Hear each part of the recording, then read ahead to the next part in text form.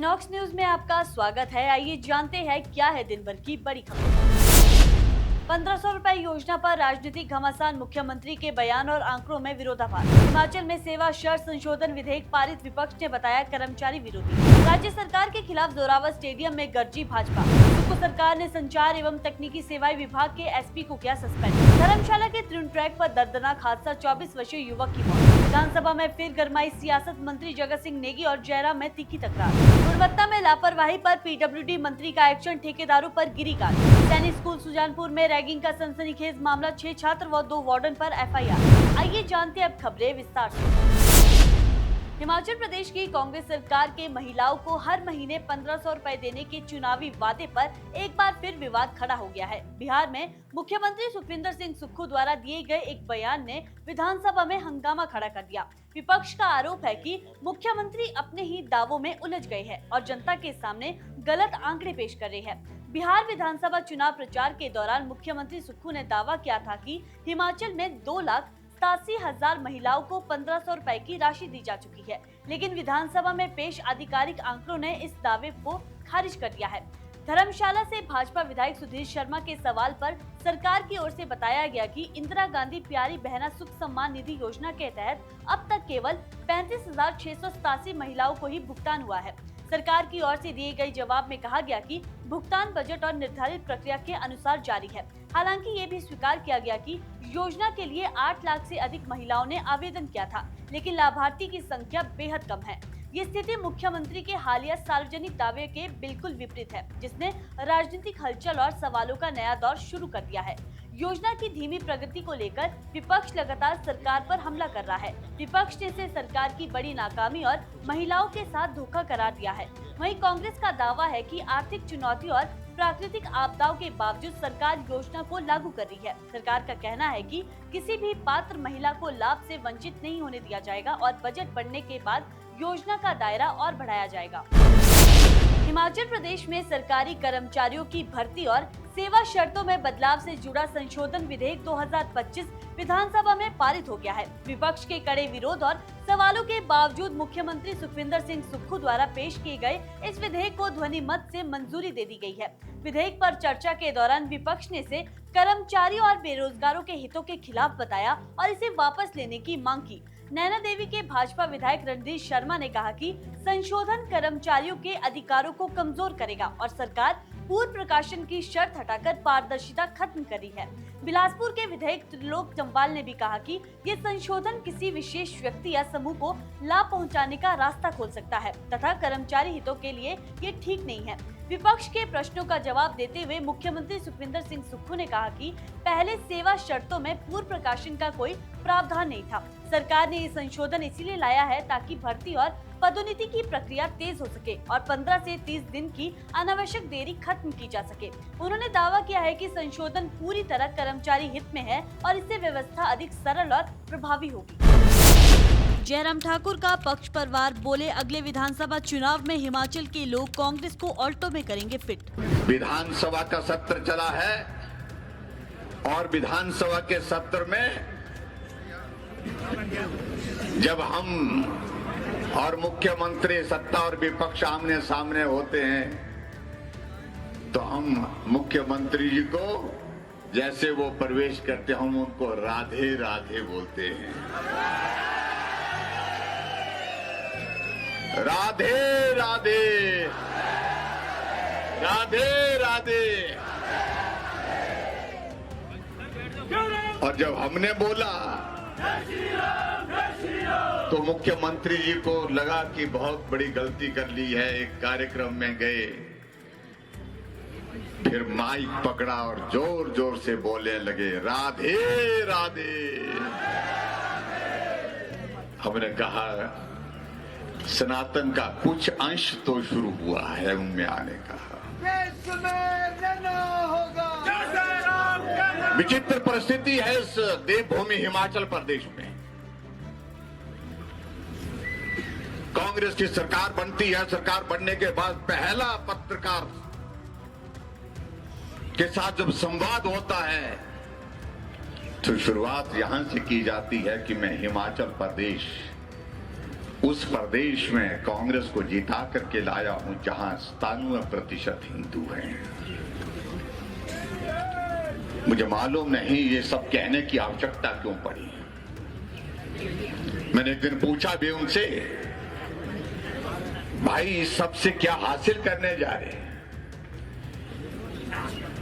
फिर किसी साथी ने कहा कि हासिल करने का विषय नहीं है, ये कहने से ऊपर इनके कुछ आका खुश होते हैं। मुझसे पहले यहां हमारे साथी जिक्र कर रहे थे बिहार के चुनाव का। मैं भी देवभूमि हिमाचल प्रदेश की ओर से आदरणीय प्रधानमंत्री नरेंद्र मोदी जी को, अमित शाह जी को और पार्टी के हमारे राष्ट्रीय अध्यक्ष जगत प्रकाश नड्डा जी को बहुत बहुत बधाई देता हूं। और बहुत आनंद आया, जो जीत आई, ऐसी जीत आई, शानदार जीत हुई। और हमने एक बात कही, हिमाचल प्रदेश के मुख्यमंत्री सुखविंदर सिंह सुक्खू जी भी स्टार प्रचारक बन करके गए थे। चुनाव का परिणाम आया, हमने कहा भाई क्या हुआ? सारी कांग्रेस आल्टो में, उसमें बोलेरो में फिट हो गई। पूरी की पूरी कांग्रेस बिहार की बोलेरो गाड़ी में फिट हो गई, 6 सीटें आई। और मैंने कहा कि हिमाचल प्रदेश में अब आने वाले समय में एक बात जरूर होगी, हमारे मुख्यमंत्री जी हर बार बजट पेश करने के लिए अपनी ऑल्टो गाड़ी में आएंगे। और अगली बार जब विधानसभा का चुनाव होगा तो पूरा विधायक दल जो है उस ऑल्टो गाड़ी में फिट होकर के आएगा। हिमाचल प्रदेश में सुक्खू सरकार ने शिमला में संचार एवं तकनीकी सेवाएं विभाग में तैनात एसपी राजेश वर्मा को निलंबित कर दिया है। गृह विभाग की ओर से जारी की गई इस कार्रवाई के पीछे उनका विभागीय अनुशासनात्मक कार्रवाई के तहत जांच में घिरा होना प्रमुख कारण बताया जा रहा है। सरकार ने इस संबंध में आधिकारिक आदेश जारी कर दी है। जारी आदेशों के अनुसार केंद्रीय सिविल सेवा नियम 1965 के प्रावधानों के तहत एसपी राजेश वर्मा को तत्काल प्रभाव से निलंबित किया गया है। निलंबन अवधि के दौरान उनका मुख्यालय पुलिस मुख्यालय शिमला निर्धारित किया गया है। आदेश में ये भी स्पष्ट किया गया है कि इस अवधि में वो डीजीपी हिमाचल प्रदेश की पूर्व अनुमति के बिना मुख्यालय नहीं छोड़ सकेंगे। राज्य के मुख्य सचिव संजय गुप्ता द्वारा हस्ताक्षरित इन आदेश की प्रतियां संबंधित विभागों और अधिकारियों को आवश्यक कार्रवाई के लिए भेज दी गई है। गौरतलब है कि हिमाचल प्रदेश में एसपी रैंक के अधिकारियों का निलंबन दुर्लभ मामलों में देखा जाता है। इससे पहले कुल्लू थप्पड़ कांड में एसपी गौरव सिंह को निलंबित किया गया था। वहीं चर्चित कोटखाई गुड़िया कांड में दोषी पाए गए आईजी जहूर जैदी को गिरफ्तार के बाद निलंबित किया गया था। सुक्खू सरकार के इस ताजा निर्णय ने एक बार फिर पुलिस विभाग में अनुशासनात्मक कदमों को लेकर चर्चा तेज कर दी है। हिमाचल प्रदेश के प्रमुख पर्यटन स्थल धर्मशाला में रोमांच से भरी सैर एक त्राजेडी में बदल गई। मैक्लोडगंज क्षेत्र के प्रसिद्ध त्रिउंड ट्रैक पर 2 दिसंबर को एक 24 वर्षीय युवक की गहरी खाई में गिरने से मौत हो गई। मृतक की पहचान कर्नाटक निवासी आयुष कुमार जैन पुत्र दिलीप कुमार जैन के रूप में हुई है। जानकारी के अनुसार आयुष अपने 3-4 दोस्तों के साथ 2 दिसंबर की सुबह मैक्लोडगंज से त्रिउंड ट्रैक के लिए निकला था। शांत मौसम, साफ आसमान और अनुकूल दृश्य देखकर समूह ट्रैक का आनंद ले रहा था। त्रिउंड पहुंचने के बाद आयुष थोड़ी दूरी ऊपर एक पहाड़ी हिस्से को एक्सप्लोर करने गया। इसी दौरान अचानक उसका संतुलन बिगड़ गया और वो फिसलते हुए लगभग 100 मीटर गहरी खाई में जा गिरा। हादसे के बाद मौजूद स्थानीय लोग और ट्रैकर तुरंत मौके पर पहुंचे, लेकिन खाई की गहराई और दुर्गम ढलानों के कारण रेस्क्यू तुरंत नहीं किया जा सका। बाद में पुलिस को सूचना दी गई, जिसके बाद कड़ी मशक्कत के बाद आयुष के शव को खाई से बाहर निकाला गया। मामले की पुष्टि करते हुए मैक्लोडगंज पुलिस थाना प्रभारी एसएचओ दीपक कुमार ने बताया कि शव को पोस्टमार्टम के लिए जोनल अस्पताल भेज दिया गया है। वहीं मृतक के परिजनों को हादसे की जानकारी दे दी गई है और वे कर्नाटक से धर्मशाला रवाना हो चुके हैं। वहीं पुलिस ने हादसे के कारणों की जांच शुरू कर दी है और पूरे घटनाक्रम की विस्तृत पड़ताल की जा रही है। हिमाचल प्रदेश विधानसभा के शीतकालीन सत्र में 3 दिसंबर को एक बार फिर मंत्री जगत सिंह नेगी और पूर्व मुख्यमंत्री जयराम ठाकुर के बीच गर्मागर्म बहस देखने को मिली। दोनों नेताओं के बीच ये तकरार कोई नई बात नहीं है, लेकिन इस बार मामला इतना बढ़ गया कि भाजपा विधायकों ने नारेबाजी करते हुए सदन से वॉकआउट कर दिया। दरअसल सत्र के दौरान नियम 130 के तहत आपदा प्रबंधन पर चर्चा चल रही थी। चर्चा का जवाब देने के लिए राजस्व मंत्री जगत सिंह नेगी खड़े हुए। जैसे ही उन्होंने बोलना शुरू किया, उन्होंने विपक्ष पर तीखे प्रहार किए, जिसके बाद भाजपा विधायक भड़क उठे।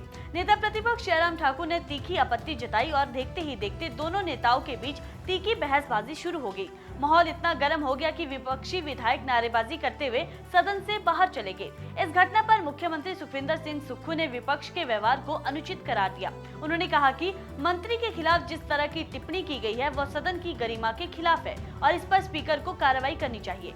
उधर मंत्री जगत सिंह नेगी ने सदन में अपना पक्ष रखते हुए कहा कि उन्हें अपनी बात रखने का अवसर नहीं दिया जाता। उन्होंने कहा कि स्पीकर उनकी बात बीच में ही रोक देते हैं, जबकि नेता प्रतिपक्ष की बात को पूरा सुना जाता है, जिससे जनता को एक तरफा संदेश जाता है। नेगी ने जयराम ठाकुर पर व्यक्तिगत निशाना साधते हुए कहा कि आपदा के समय उन्होंने सिर्फ फोटो खिंचवाने और दिखावा करने का काम ही किया है। नेगी ने आरोप लगाया कि पत्थर गिर भी नहीं रहे थे, लेकिन जयराम जी दिखावे के लिए भागते हुए वीडियो बनवा रहे थे। अब ये तकरार आने वाले समय में राजनीतिक बहस को और तेज कर सकती है।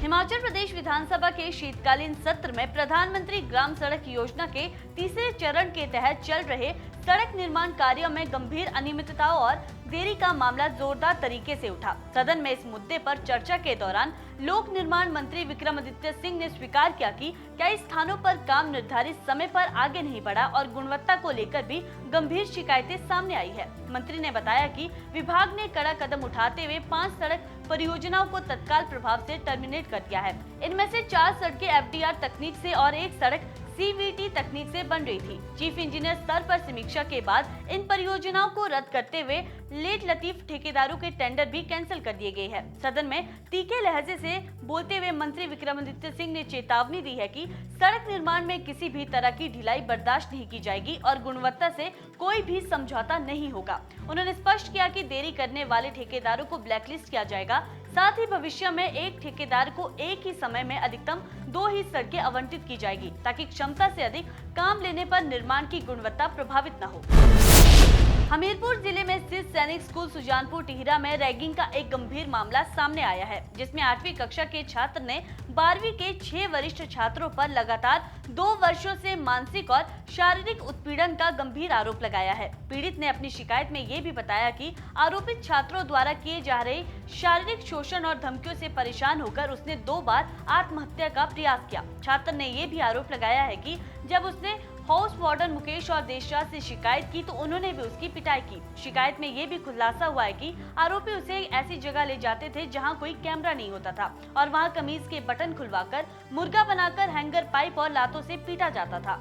छात्र के पिता ने 27 सितंबर को स्कूल प्रबंधन को ईमेल कर शिकायत की थी और चाइल्ड हेल्पलाइन पर भी कॉल किया था, जिसके बाद आरोप है कि हॉस्टल वार्डन ने छात्र को 45 मिनट तक मुर्गा बनाकर दंडित किया। मामले की गंभीरता को देखते हुए एसपी हमीरपुर के निर्देश पर पुलिस टीम ने स्कूल पहुंचकर जांच की और 6 छात्रों व 2 हॉस्टल वार्डनों के खिलाफ anti ragging act, POCSO act और जुवेनाइल जस्टिस एक्ट के तहत मामला दर्ज किया है। स्कूल प्रबंधन की ओर से भी कार्रवाई शुरू करते ही एंटी रैगिंग कमेटी और अनुशासन समिति ने 12वीं कक्षा के एक छात्र को निलंबित कर दिया है।